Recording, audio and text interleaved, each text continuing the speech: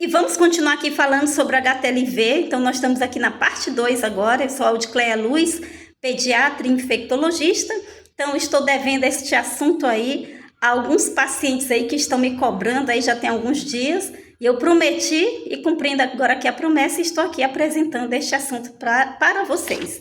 Então, o HTLV, em relação às manifestações neurológicas, é uma doença de evolução crônica e lenta. Então, o paciente começa a apresentar dormência nas pernas, diminuição da força muscular, pode apresentar sensação de formigamento, dores nas colunas, até que com o passar do tempo e depois de alguns anos, o paciente pode até ficar na cadeira de rodas, né? Então, é uma doença que ela é progressiva. Alguns pacientes podem ter a progressão mais rápida, isso está associado a um pior prognóstico, e outros pacientes a progressão muito lenta. É uma doença que o paciente ele não tem surtos agudos de exacerbações, então é uma doença que o paciente está aqui de repente ele piora muito. Não, é sempre progressiva, e vai indo devagarzinho, e sempre vai piorando, mas de forma bem lenta, né? E também o paciente não tem melhora espontânea. Ele não fez nada, ele melhorou. Não, vai sempre piorando, né? Então, estudos revelam que aproximadamente 50% daquelas pessoas que têm mielopatia, né? Ou seja, algum problema na medula associado ao HTLV, elas se tornam dependentes de cadeira de rodas após 20 anos do início dos sintomas. Em relação ao tratamento geral dessa mielopatia associada ao HTLV, não há um tratamento curativo, mas esse paciente requer um atendimento por uma equipe multidisciplinar que venha tratar os sintomas decorrentes da doença e suas complicações. Então, o que nós buscamos no atendimento de um paciente com HTLV que desenvolveu mielopatia, ou seja, problema na medula por conta do HTLV, é melhorar a qualidade de vida desse paciente e evitar a progressão desta doença. Então, quais são os tratamentos específicos, de acordo com o Ministério da Saúde, que nós temos para os pacientes com HTLV? Então, não há tratamento específico que elimine o vírus. Então, nós temos trabalhos recentes, né, que mostram que o único tratamento que foi eficaz, com influência tanto no curso da evolução do HTLV, quanto esse trabalho tem um forte nível de evidência, esses trabalhos têm um forte nível de evidência, foi com o uso de corticoide, né? Então, mostraram que usando corticoide, o paciente ele poderia retardar um pouquinho a evolução. Então, a resposta à terapia, né, ao uso de corticoide, ou seja, buscar a diminuição dos sintomas e também aumento da mobilidade, se relaciona com a duração e o estágio da doença, né? Peraí, doutora, eu não entendi. A resposta à terapia se relaciona com a duração e estágio da doença.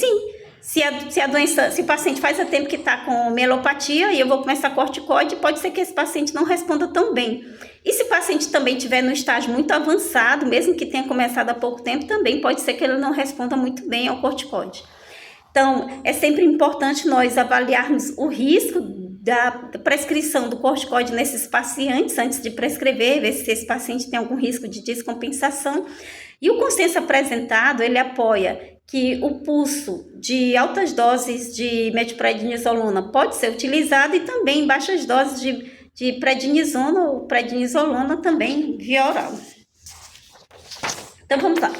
Como que é feito o tratamento sintomático dos pacientes com mielopatia associado ao HTLV?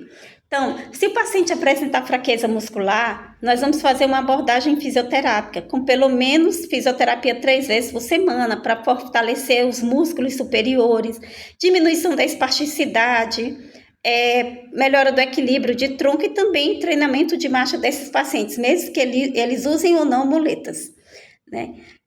Se o paciente tiver espasticidade, nós vamos prescrever relaxante muscular de ação central, né? Nós podemos usar o baclofeno de 10 miligramas, nós podemos usar até 2 comprimidos de 6 em 6 horas.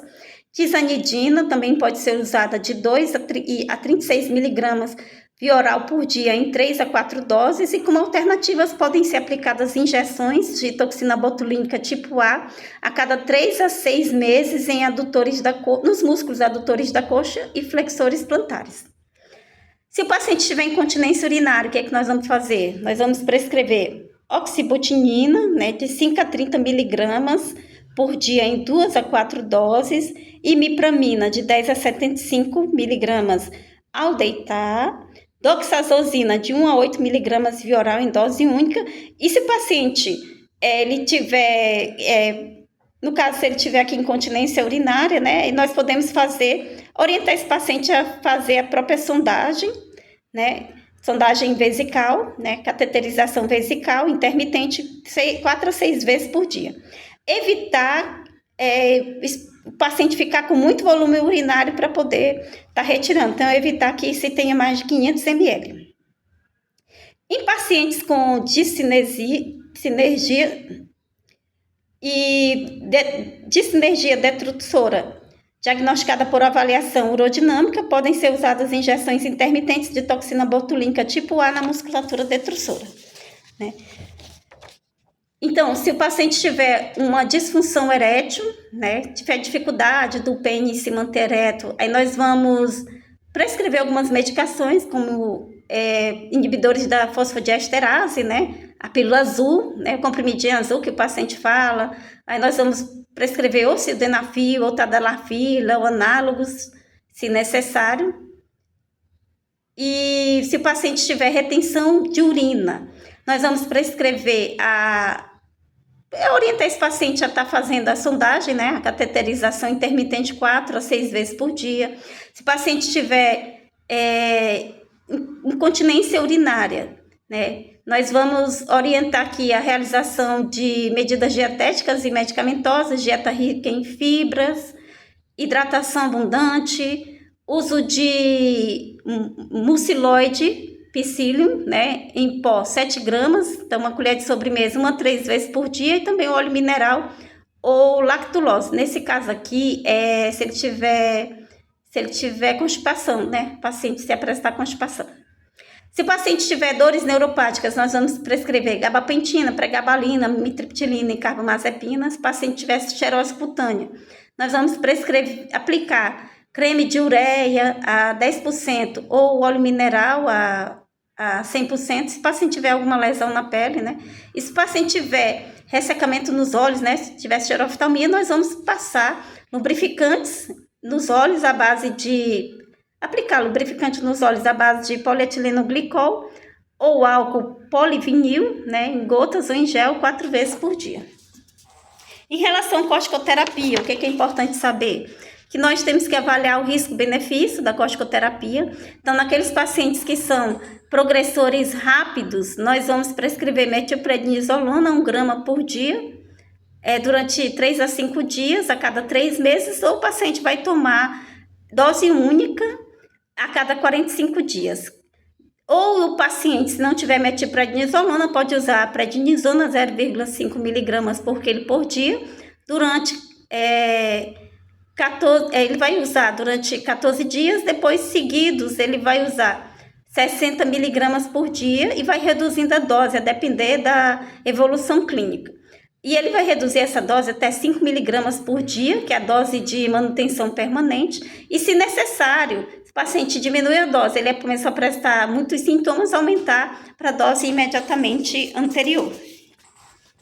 Em relação ao corticoide, né, se o paciente que tiver a progressão lenta, nós vamos prescrever metilprednisolona 1 grama por dia por 5 dias, seguido da dose de manutenção com prednisona 5 miligramas por tempo indeterminado, e nós temos que ficar fazendo reavaliações periódicas.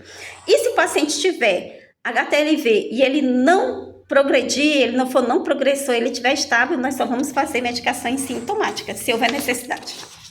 Então, só lembrando que antes da corticoterapia é importante avaliar se o paciente tem outras comorbidades que possam exacerbar em consequência do uso de corticoide, como HIV, hepatite B, hepatite C, sífilis, estrongiloidíase, tuberculose, escabiose, e também lembrar que nós temos que excluir leucemia linfoma de células T do adulto antes de iniciar o corticoide. Espero ter sido útil, desejo a todos vocês uma excelente semana, um grande abraço. Eu vou continuar sempre aqui à inteira disposição.